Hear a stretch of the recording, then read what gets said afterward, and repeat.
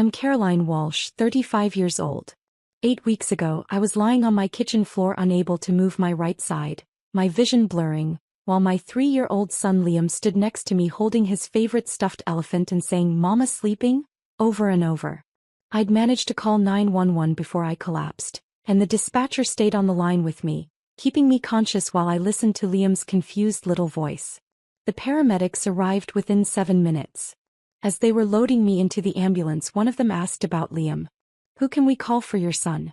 He can't stay here alone." "My sister," I managed to slur. "Madison. She lives 15 minutes away." They called her from my phone while hooking me up to monitors and starting in 4. I heard her voice through the speaker, annoyed and sharp. "Caroline, what's going on? I'm literally walking into a spa appointment."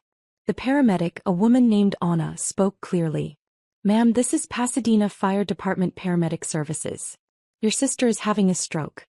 We're transporting her to Huntington Hospital immediately. She has a 3-year-old son here who needs care. Can you come get him?" There was a pause. Then Madison's voice, cold and dismissive. "A stroke? She's 35. He's probably just having a panic attack or something. She's always been dramatic." "Ma'am, this is a confirmed stroke. Left side facial drooping, right side paralysis, slurred speech. This is life-threatening.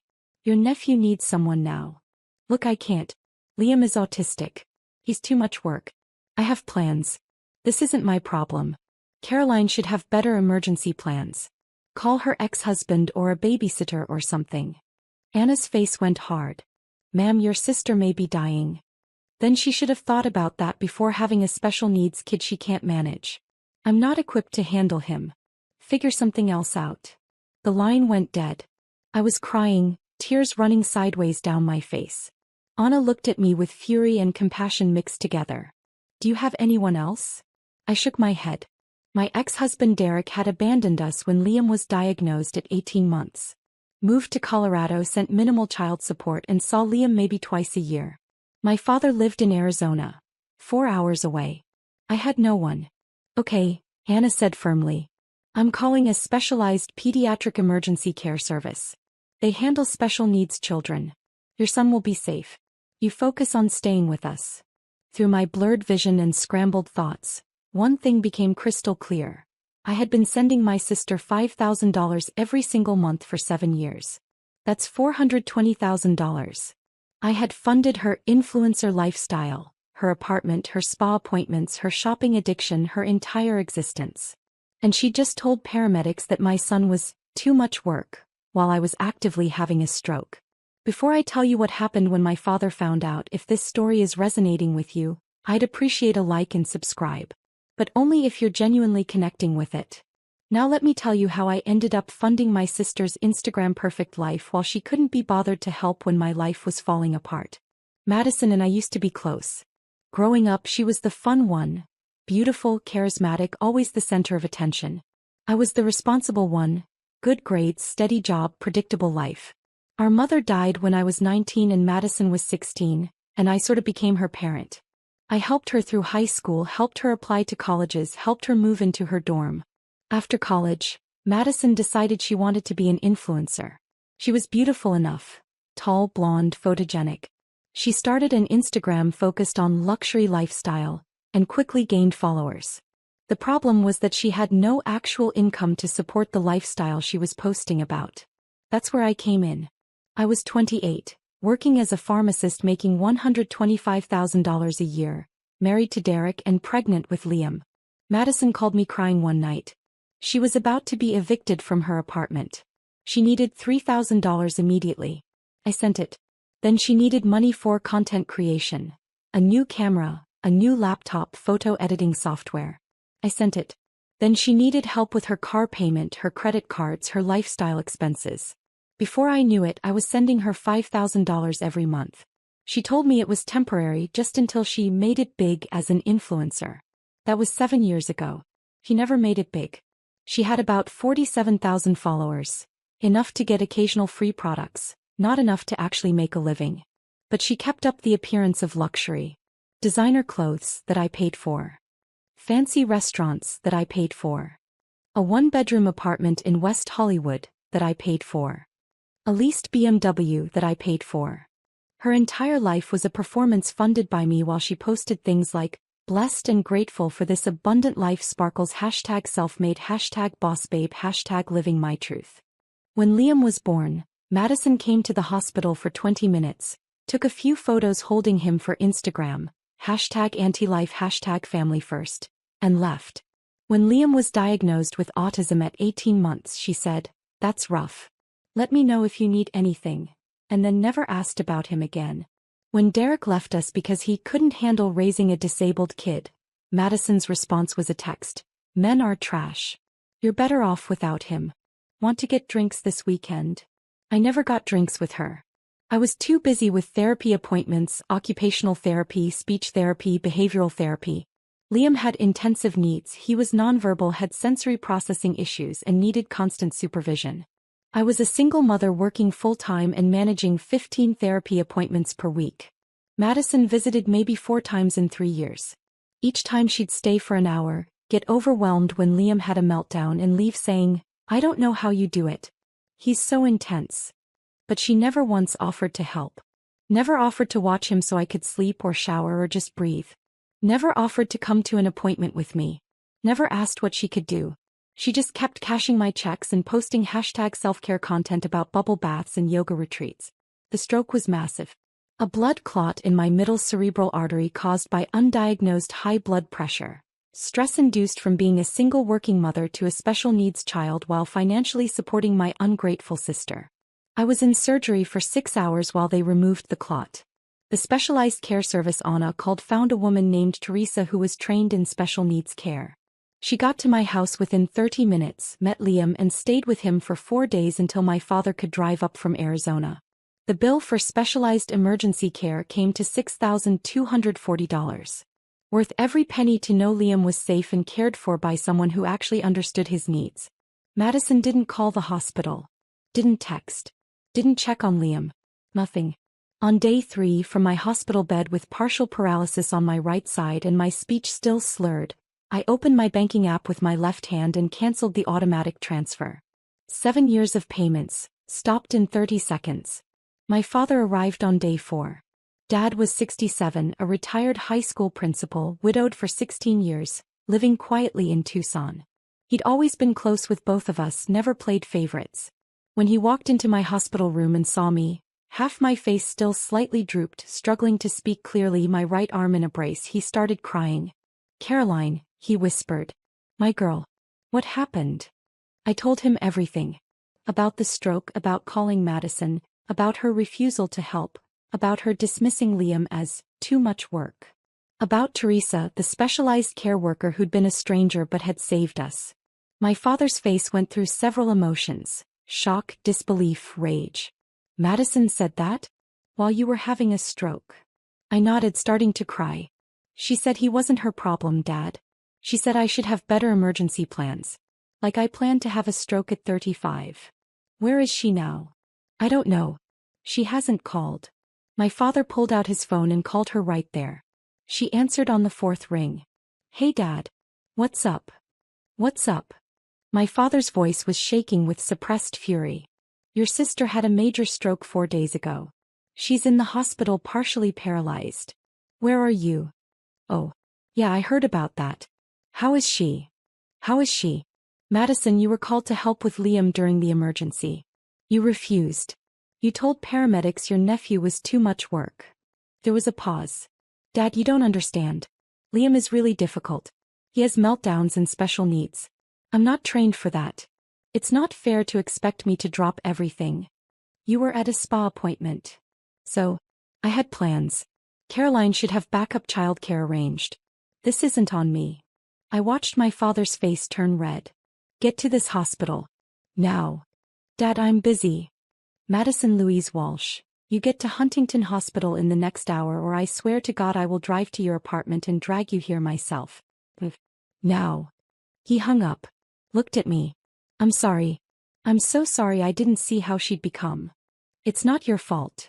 I enabled her to. After your mother died, I let you take care of her because you were so good at it. I should have made her grow up. I should have made her responsible. Instead, I let her become this. This person who thinks spa appointments are more important than family emergencies. Madison showed up 2 hours later, dressed like she was going to brunch. Designer sundress, perfect makeup, expensive sunglasses. She walked into my hospital room like she was doing us a favor by showing up. "Hey Caro. Wow, you look rough. How are you feeling?"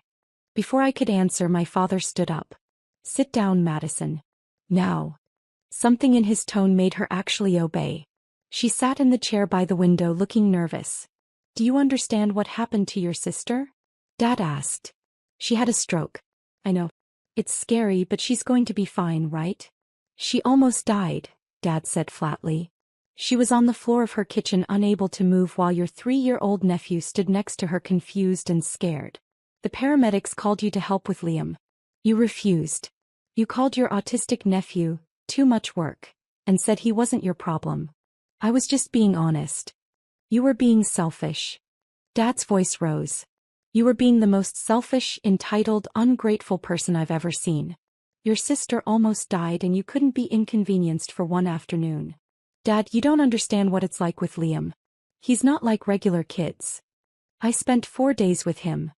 Dad shouted. "4 days? Your 67-year-old father with a bad hip and no special training figured it out in 4 days. Teresa, the care worker, taught me his routines, his comfort items, his communication methods. It took me 1 evening to learn. You couldn't spare 1 afternoon." Madison's lip trembled. "That's not fair." "Fair? You want to talk about fair?" My father pulled out his phone and pulled up something. "Caroline, how much money have you been sending Madison every month?" I looked at Madison. Her face had gone pale. "Dad, that's private." $5,000, I said quietly. "Every month for 7 years." My father's hands were shaking as he did the math on his phone. $420,000. Caroline has sent you $420,000 over the past 7 years. While working full-time, raising a special needs child alone, managing 15 therapy appointments a week. She's been funding your entire lifestyle. Madison's mouth opened and closed. "That was..." Caroline offered. "I didn't force her." "You told her it was temporary." Dad's voice cracked. "You said it was just until you made it as an influencer. 7 years later, you're still living off your sister while posting about being #selfmade and #blessed. Where do you think that money came from, Madison?" I thought Caroline was doing well financially. She was doing well. Until she started funding your fake luxury lifestyle. She could have had savings. She could have had a better house. She could have had help with Liam. Instead, she was paying for your BMW and your designer purses and your spa appointments while she struggled alone." Tears were running down Madison's face now. "I didn't know it was that hard for her. Because you never asked." I spoke up, my words still slightly slurred but clear enough. "You never once asked how I was managing. You never asked about Liam's appointments. You never offered to help. You just took my money and pretended your life was perfect while mine was falling apart." "Caroline, I'm sorry. You told paramedics my son wasn't your problem," I said, and my voice broke. "While I was having a stroke. While I thought I might die and leave Liam alone. You said he was too much work. He's 3 years old, Madison. He's your nephew. And he was too much work for you to handle for 1 afternoon while your sister was dying." Madison was crying hard now. I panicked. I didn't know what to do. "So you did nothing," Dad said coldly. "You chose a spa appointment over your sister's life. You chose your convenience over your nephew's safety. And you know what Caroline did? She hired specialized care from the ambulance while actively having a stroke. She made sure Liam was safe even while she was paralyzed. She's more of a parent while dying than you've ever been while healthy. I know I messed up. You didn't mess up. You showed who you are. And who you are is someone who takes $420,000 from her sister and can't give back 1 afternoon when it matters most." My father stood up and walked to the window, his back to both of us.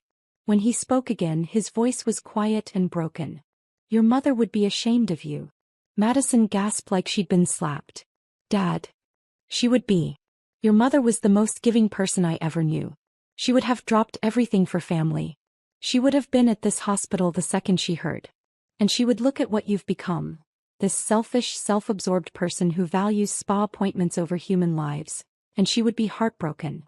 "Please don't say that," Madison sobbed. I spent 16 years telling you girls that your mother's legacy was love and family. Caroline lived it. She gave everything to everyone, including you. You spit on it.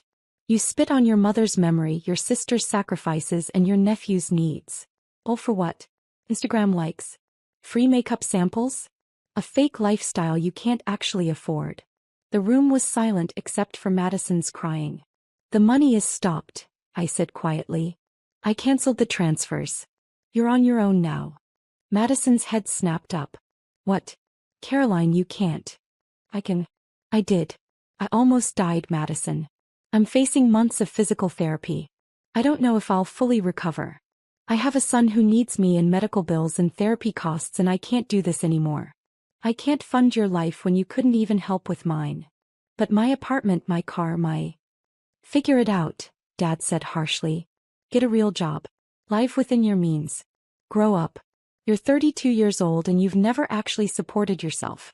It's time. Dad, please. No. I'm done too. I've been sending you $800 a month for emergencies that never seem to end. That stops today. You want to live your luxury lifestyle? Earn it yourself. Actually be the hashtag self-made person you pretend to be online. Madison looked between us, panicked. You're both cutting me off? How am I supposed to live? The way everyone else does, I said. You work. You budget. You live below your means until you can afford better. You stop pretending and start being real. But I'll lose everything. My apartment, my car. Good, Dad said. Maybe losing everything will teach you what actually matters. Because clearly having everything handed to you taught you nothing. Madison left the hospital that night. She didn't say goodbye to me. Didn't ask about my recovery.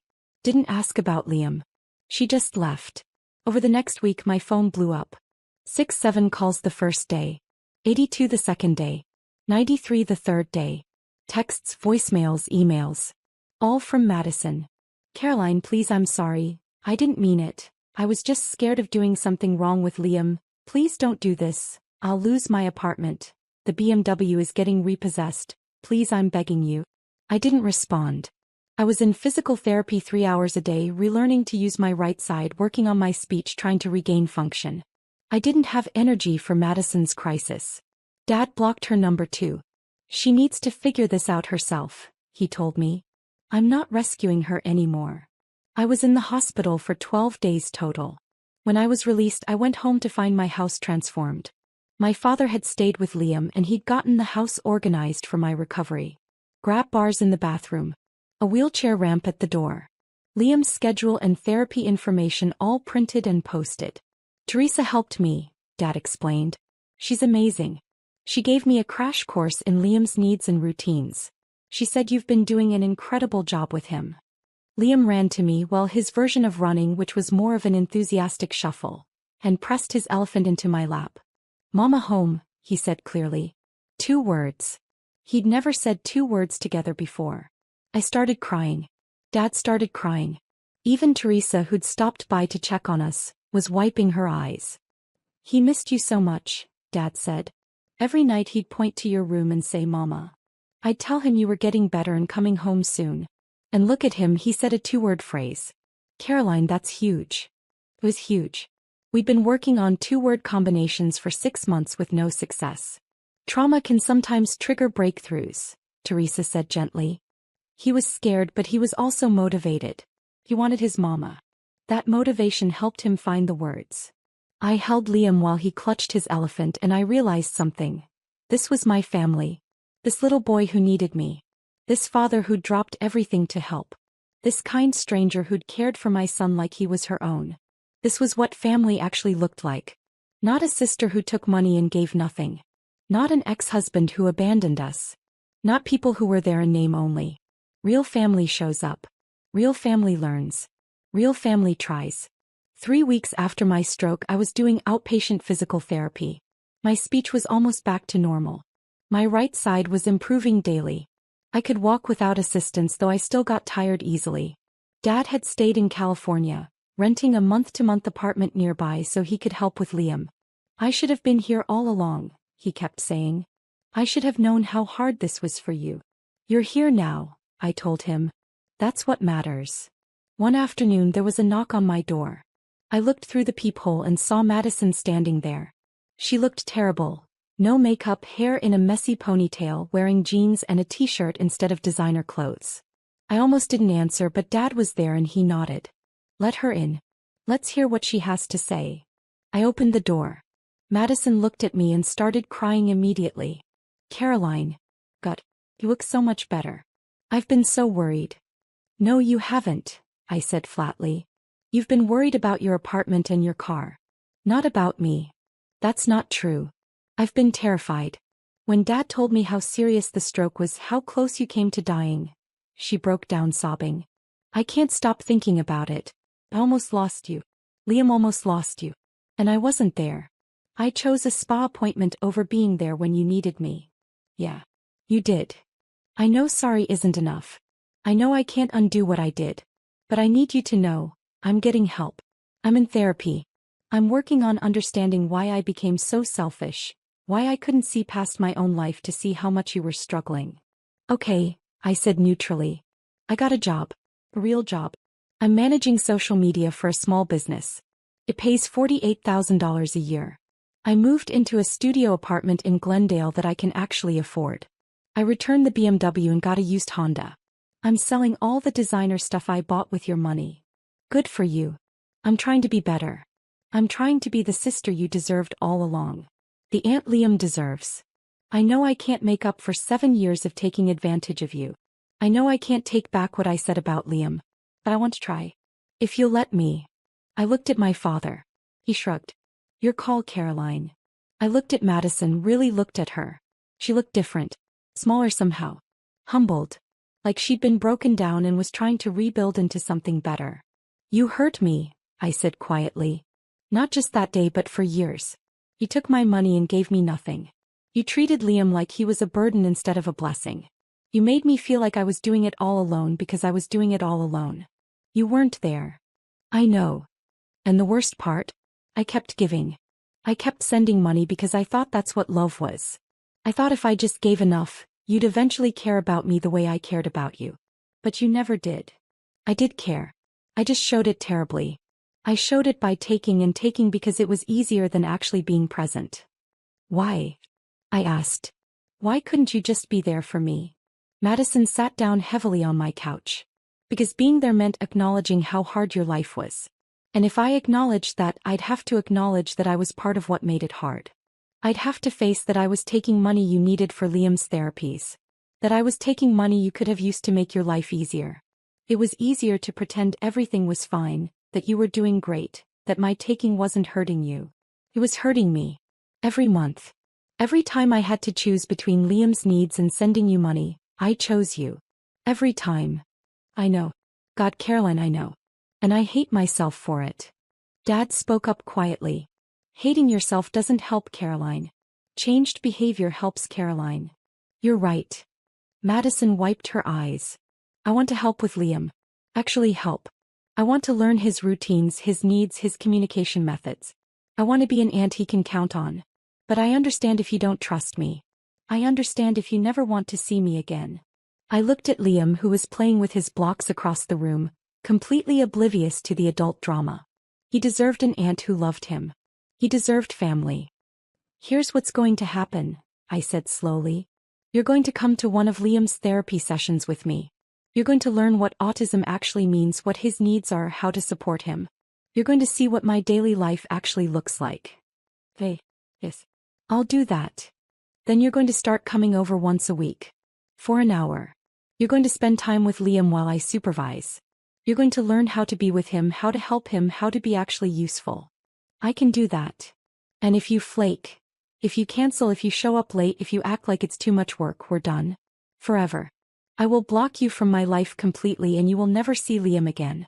One chance, Madison. That's all you get. I won't flake. I promise. Promises are worthless.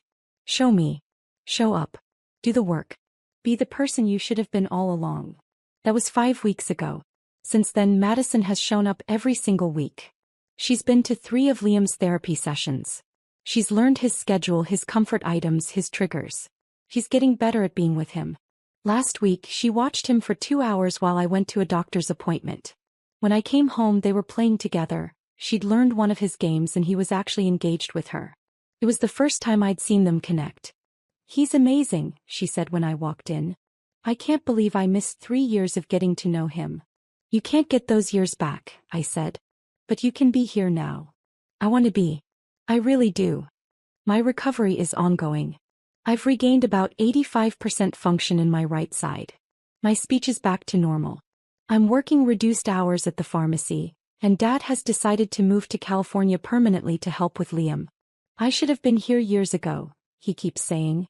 "I should have seen how much you were carrying alone. You're here now. That's what counts."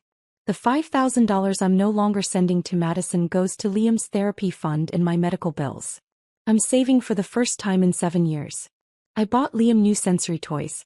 I hired Teresa as a regular respite care provider so I can have breaks.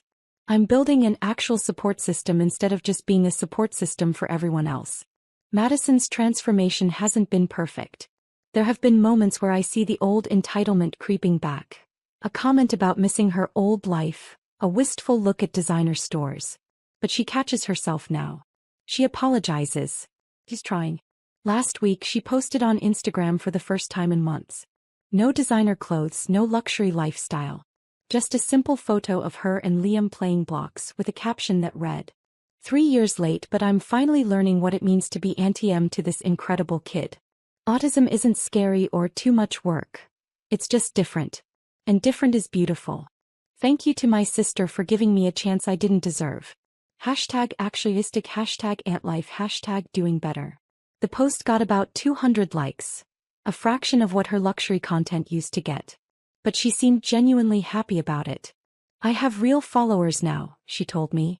"People who actually care about substance, not just superficial stuff." "Good," I said. "Real is better than fake. Always was. I just couldn't see it." Today, 10 weeks after my stroke, I'm sitting in my backyard watching Dad push Liam on the swing. Liam is laughing, his beautiful, pure laugh that comes out when he's truly happy. Madison is here too, helping Dad with snacks and drinks, learning how to be useful. It's not the family I thought I'd have. It's smaller. It's been broken and rebuilt. It's imperfect. But it's real. People show up. People try. People learn. My father pulled me aside yesterday and said something I'll never forget. "Your mother used to say that real family isn't about perfection. It's about showing up when it's hard." Madison finally learned that lesson. It cost her everything she thought mattered to learn it. But she learned. "Do you think she'll stick with it?" I asked. "I think she's scared enough of losing you again that she'll try. And trying is all we can ask." She's right. Madison will never get back those 7 years. She'll never erase what she said about Liam. She'll never undo the pain she caused. But she's here now. Learning. Trying. Showing up. And maybe that's enough. Maybe that has to be enough. Here's what I've learned through all of this. You can give everything to people who give nothing back, but eventually your body will force you to stop. Mine forced me to stop by literally shutting down. The stroke was my body saying, enough. Cutting off toxic family isn't always permanent if they're willing to change. But the key is willing. Madison had to lose everything to become willing. Some people never get there. I spent $420,000 trying to support my sister while she couldn't support me for one afternoon. That math didn't work. That relationship didn't work. Now I spend that money on my son, my recovery, and my life. And Madison spends her time learning to be an actual family member instead of just a family name. It's a better equation. Drop a comment and let me know where you're watching from. And if you've been the person everyone takes from but no one shows up for, know this. It's not selfish to stop giving to people who only take. It's survival. Sometimes people need to lose you to learn your worth. Sometimes they learn. Sometimes they don't. Either way, you deserve people who show up when it's hard, not just when it's convenient. My sister finally learned that lesson. It almost cost her everything. But she learned.